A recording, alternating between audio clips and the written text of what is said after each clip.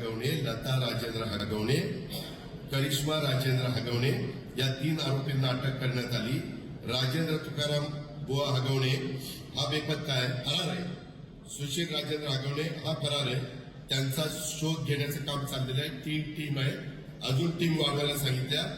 यातील मयत महिलेचं बाळ जनक वय 9 महिन्याचं आहे।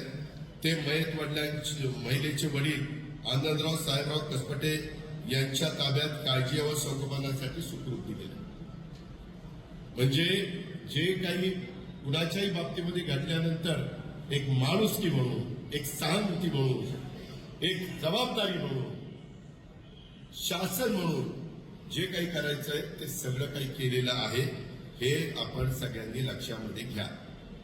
पण मी बघतोय चॅनलला अजित पवारांचा पक्ष, अजित पवारांचा पक्ष काय, म्हणजे आम्ही एवढे सगळे आता ह्याच्यातले काही माझ्या पक्षाचे सभासद आहेत, ह्याच्यात जर कुणी चूक केली तर माझा काही संबंध आहे? मी चुकारांना सांगतो, चूक केली तर माझा जवळचा असला तर मी पोलिसांना सांगतो टायरमध्ये घे, सोडू नको सगळ्यांना। हे आपण सगळे बघत आलेला, म्हणून मी त्याचा जरा विस्तृतपणे उल्लेख त्या ठिकाणी केला। आपल्या सगळ्या संस्था आपण त्या ठिकाणी चांगल्या चालवतोय।